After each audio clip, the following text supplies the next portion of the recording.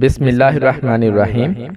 پیارے دوستو، ایک محفل کے اندر حضرت علی رضی اللہ تعالی عنہ سے سوال ہوا، یا علی، کون سے جانور بچے دیتے ہیں اور کون سے جانور انڈے دیتے ہیں؟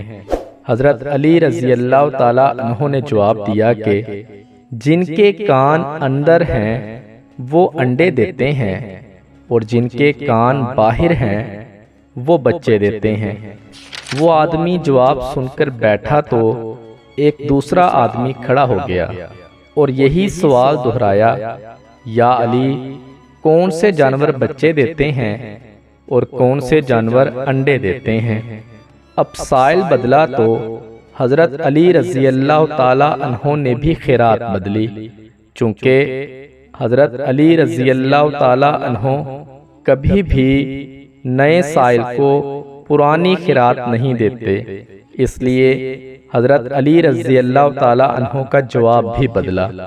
حضرت علی رضی اللہ تعالی عنہ نے جواب دیا، سن، جو اپنے بچوں کو دودھ پلاتے ہیں وہ بچے دیتے ہیں، اور جو اپنے بچوں کو غذا یعنی دانہ کھلاتے ہیں وہ انڈے دیتے ہیں۔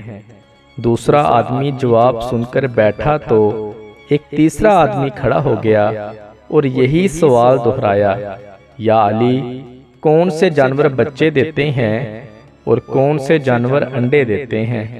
حضرت علی رضی اللہ تعالی عنہ مسکرائے اور کہا، تیرے لیے بھی نیا جواب ہے، سن، جو اپنی غذا کو چبا کر کھاتے ہیں وہ بچے دیتے ہیں، اور جو اپنی غذا کو صرف نگلتے ہیں وہ انڈے دیتے ہیں۔